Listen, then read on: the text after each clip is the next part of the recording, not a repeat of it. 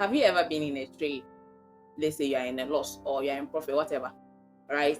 And then the exact moment that you sell, it appears as though that's the moment the token or the project, the stock, the share, whatever it is, begins to come.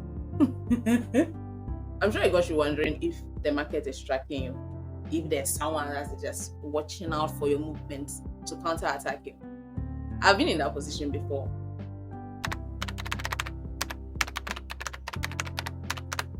The number one mistake that wipes out 90% of newbie investors is not that they lack knowledge.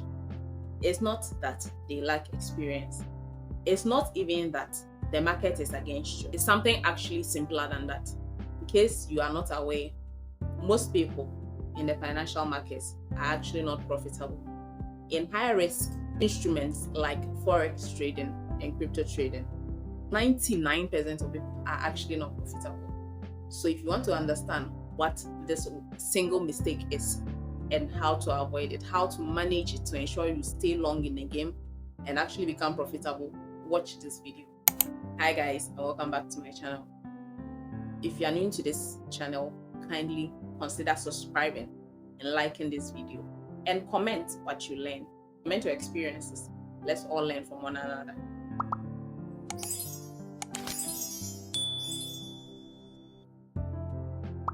So you've been advised countless times to take up investing if you really want to grow your wealth.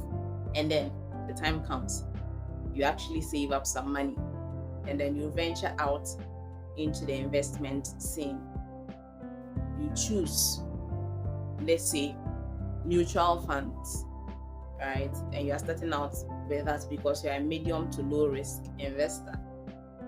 But then you got your first few stocks, you got your first few shares.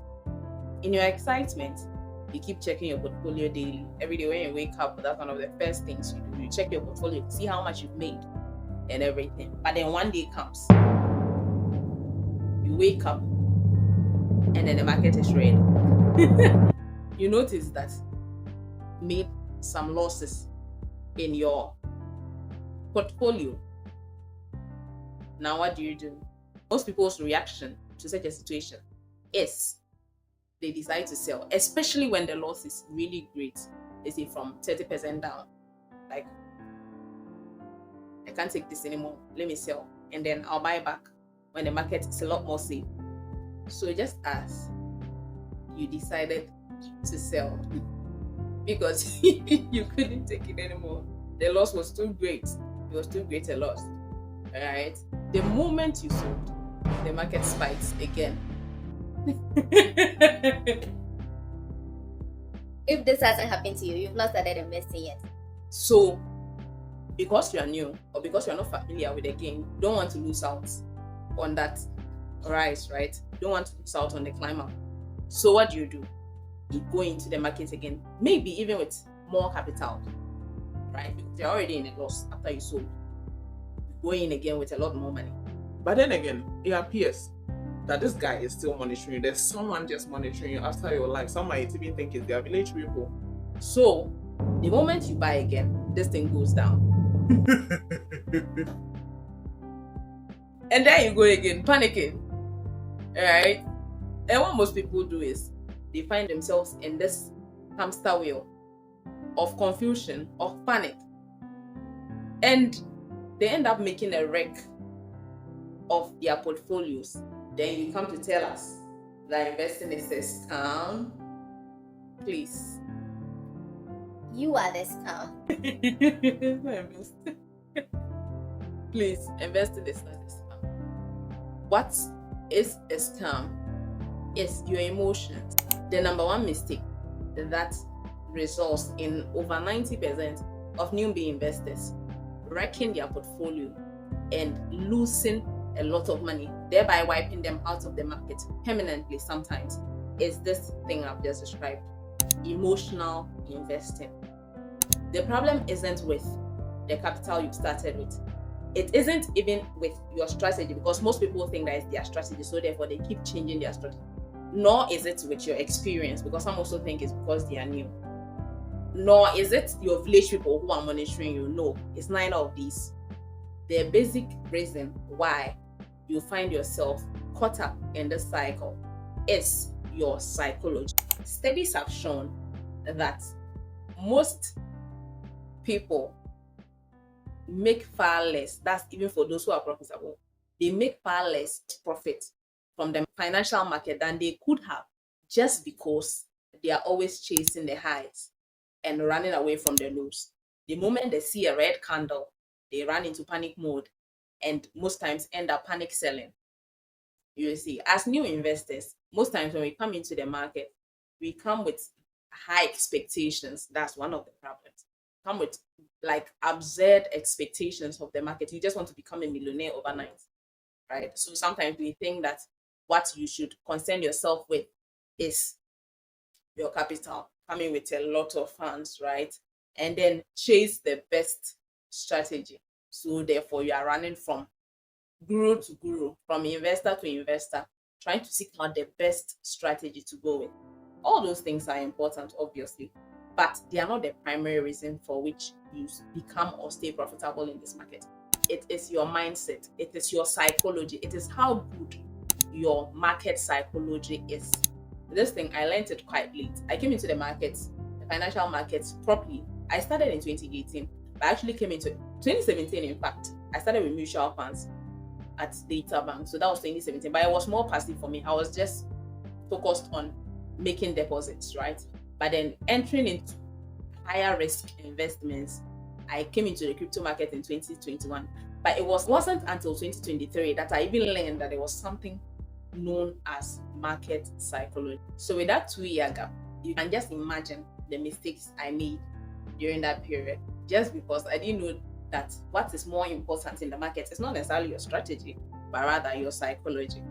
You see, I came into the crypto market just like I've come into investing with a mindset to make money. Obviously, if we are not making money, why are we here then? But then the problem is what your expectations are of the market.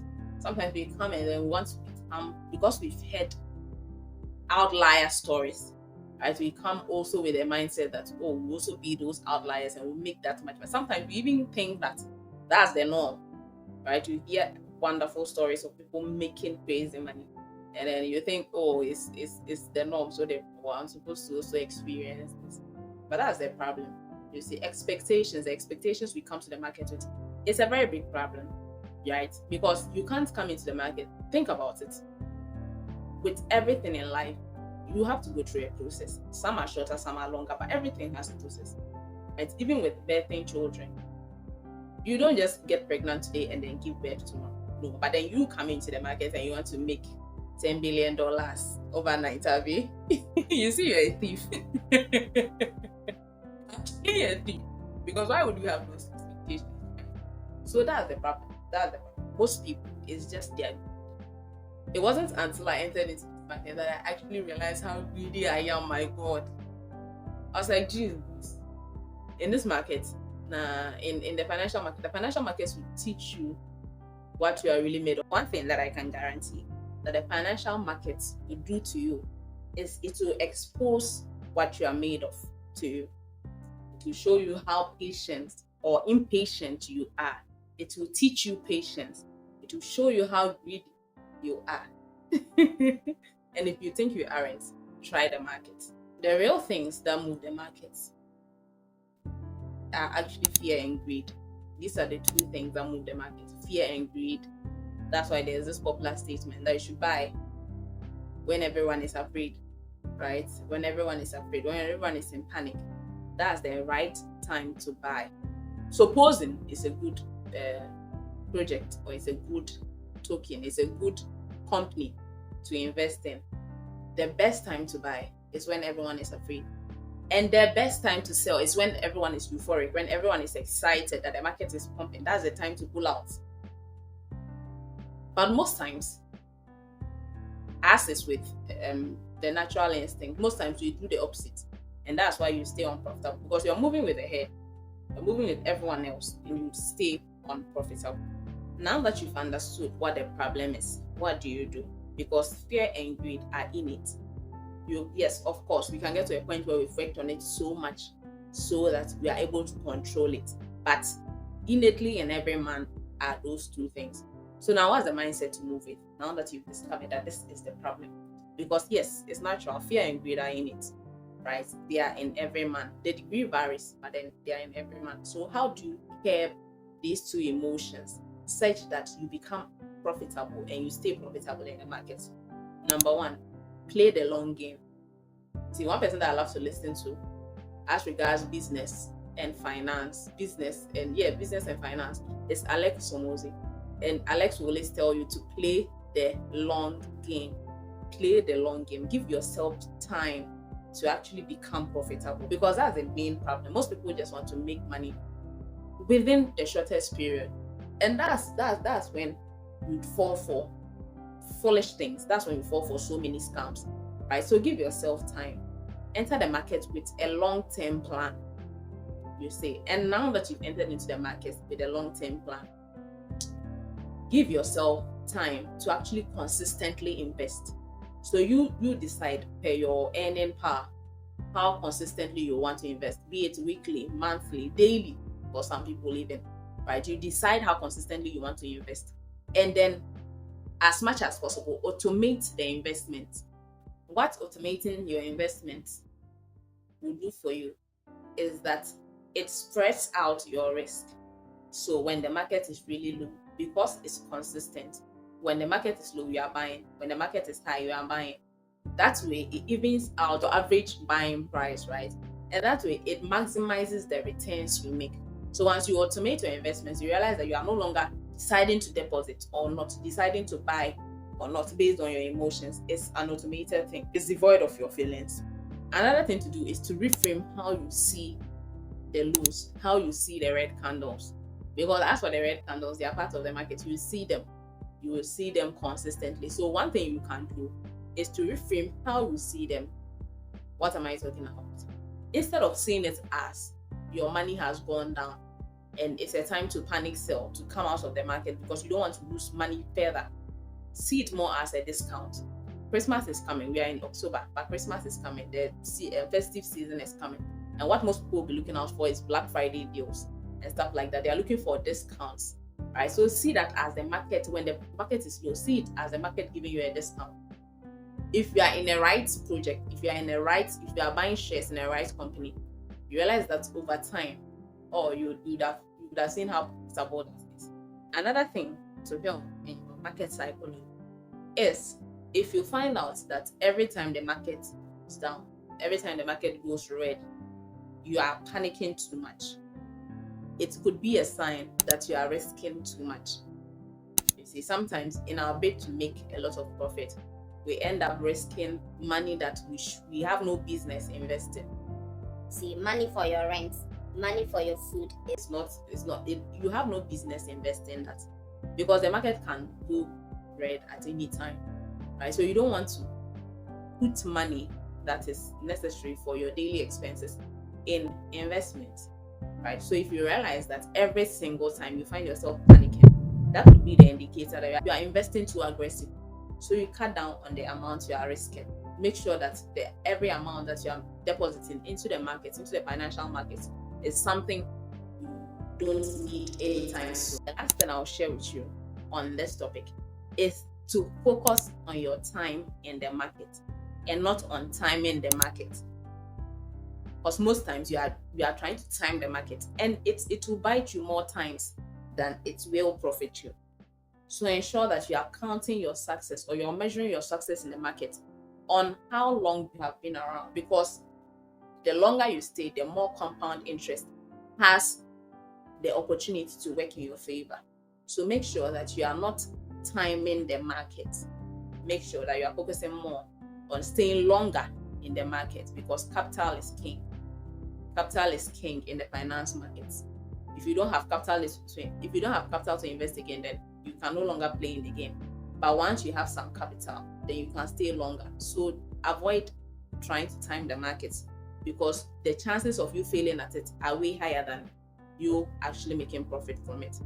Focus rather on the time you've stayed invested, and let compound interest do its work on your portfolio, and you'll be grateful for it. So in conclusion, fear and greed are emotions that every human being deals with, especially when you launch out into the financial market. So you are not a bad person. Your village people are not after you. It's not your lack of experience.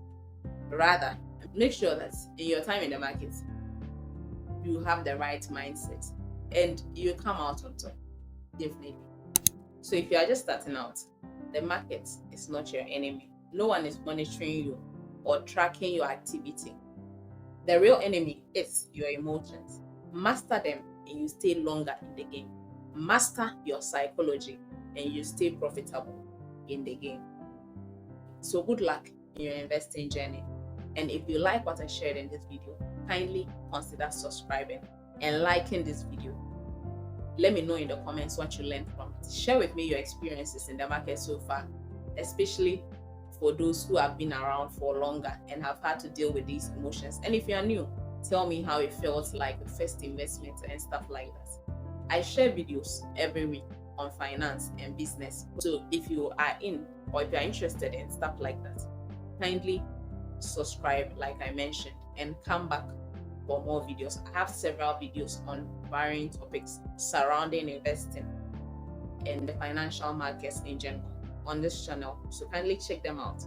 The last video I made was on ways you can make money, 5 ways you can make money before 2025 ends, and this can apply to every year, every time frame, right? But because we are ending in the year, I just decided to title it before this year ends, but then it can be applied anytime you are watching this video. So kindly check that video out and check out the other video. There are several playlists on the channel. Check them out and let me know what you think.